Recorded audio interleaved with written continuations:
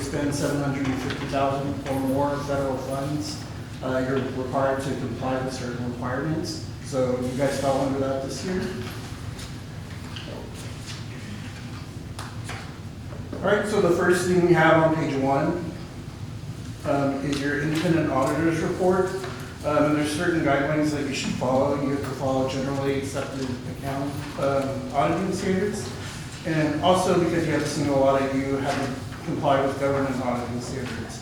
The purpose here for us was to form an independent opinion on whether or not the financial statements are presented in accordance with GAAP.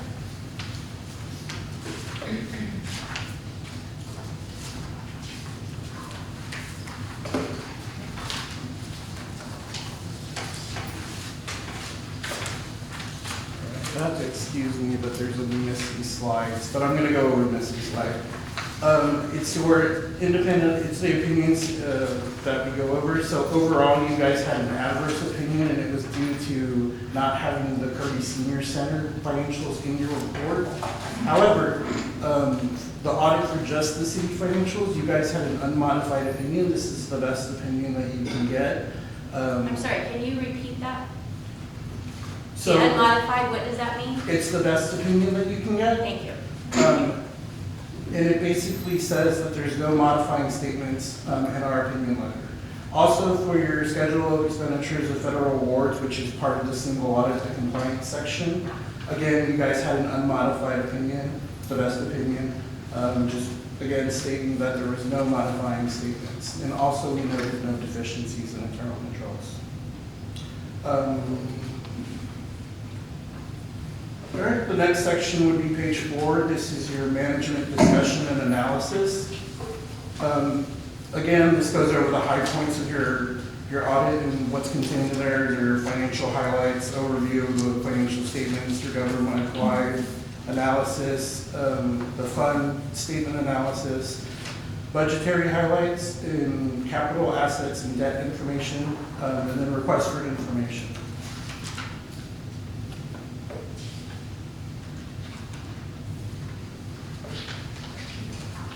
Okay, so your financial highlights are on page 7 and 8 for government-wide financial statements. For the governmental activities, your assets for the city exceeded liabilities by $10 million at September 30th, 2020, and your net position increased by $1.6 million. And this was primarily due to increases in ad valorem and sales tax collections, as well as capital grants. And the capital grants is in relation to your compliance audit. For your business type activities, which is your water fund, your assets exceeded the liabilities by $6.1 million at September 30th, 2020, and your unrestricted net position increased by $92,000 to $2.4 million at September 30th, 2020. So the financial highlights on page 14. This just goes over the actual fund balance for your governmental activities and your business type activities. The thing you want to note here is your unrestricted portion. For your governmental activities, you had $1.1 million, and these are funds that you can use in the upcoming year as you guys see fit. And for business type activities, this was $2.4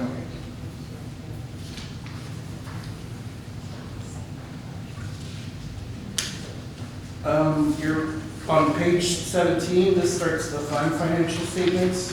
The main fund on this statement is the general fund. The balance here at the end of 2020 fiscal year was $2.15 million, and the combined fund balance for all funds was $8.7 million. The unassigned fund balance for the general fund was $1.9 million. Again, that's the portion that you can use as you guys see fit. And this was approximately 3 months of the average operating expenses for the current year. And the Governmental Finance Officers Association recommends that you try to obtain 3 to 6 months, and you guys are in a good position right now.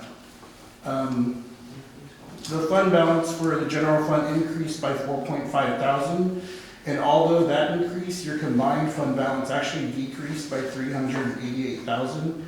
but that's due to your capital projects fund that you guys currently have. Because you have a capital projects fund, you're gonna see that number go down every year, because as the project continues, you're gonna keep expending the funds that you gained for that certain project.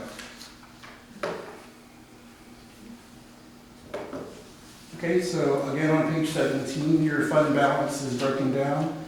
Again, the main takeaway here is you're unassigned in the general fund. You guys had 1.9 million, and you can use that as you see fit. On page 27 is the business type activities. And your net position here increased by 258,000. Your revenues were about 2.6 million, and your expenses were about 2.1 million. Your expenses do include transfers to other funds in the amount of $480,000, but that's budgeted annually for you guys.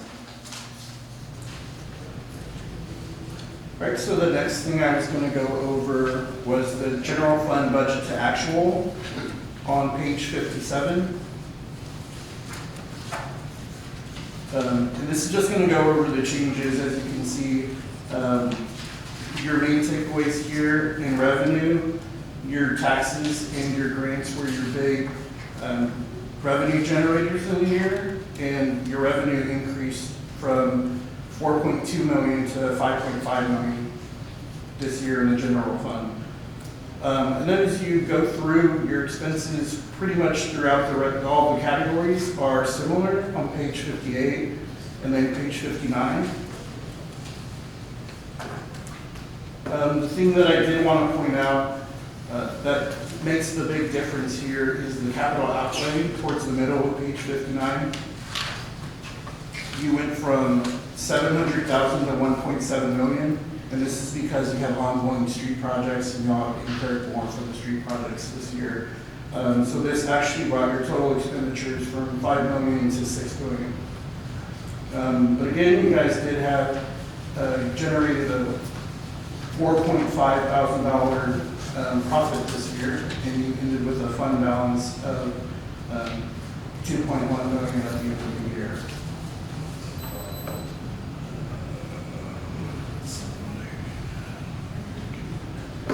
Again, the slides doesn't look like the slides are coordinating with what I had. But I was going to go over the single audit on page 104. Again, what I wanted to point out here is that the single audit is required when federal funds of $750,000 are expended in a fiscal year. And again, you guys received an unmodified opinion, and there were no deficiencies noted.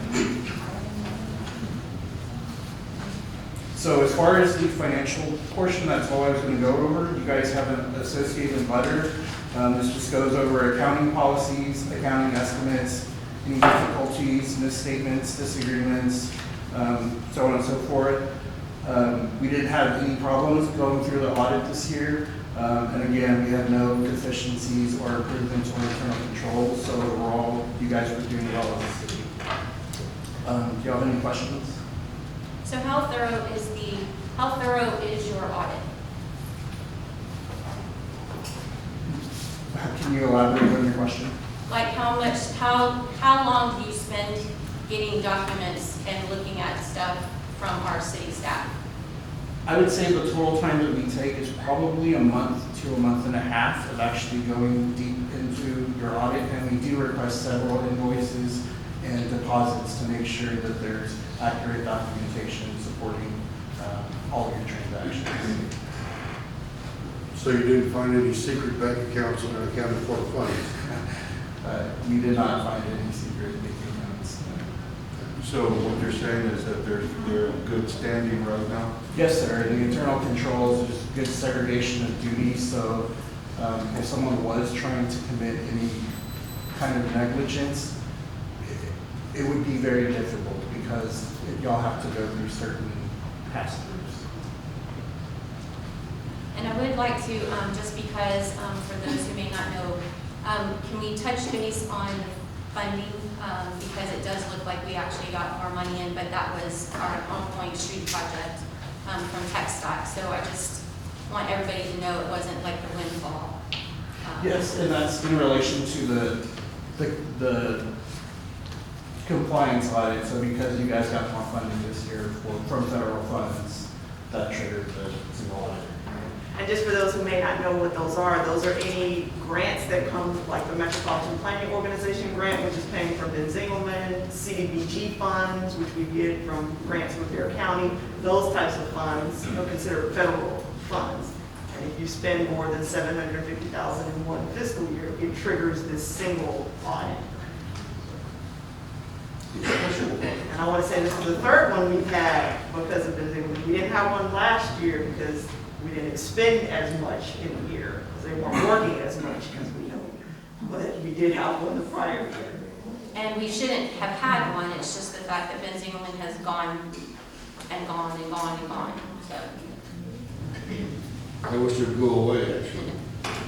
Does anybody have any questions regarding the audit? Anybody?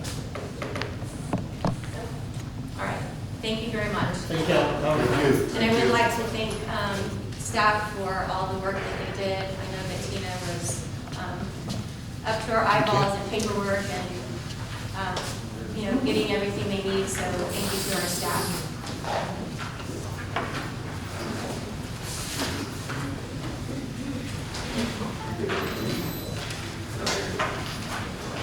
All right, we will move to item 8B, discussion of possible action on ordinance number O-2021-892, amending the zoning ordinance of the city of Kirby, Texas to grant specific use permit 2020-015 for the use of property located in NCB 5941A, Block 1, Lot WIRR, 150.59 feet of 17, otherwise known as 121 Edelman, Kirby, Texas, 78219, which is zone commercial office and retail C2, district to be used as a single-family dwelling.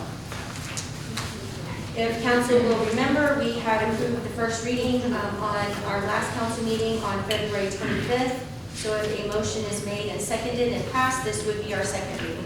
I will entertain a motion. Mayor, I make a motion to accept ordinance number 2021-892, amending the zoning ordinance of the city of Kirby, Texas to grant specific use permit 2020-015 for the use of property located in New City Block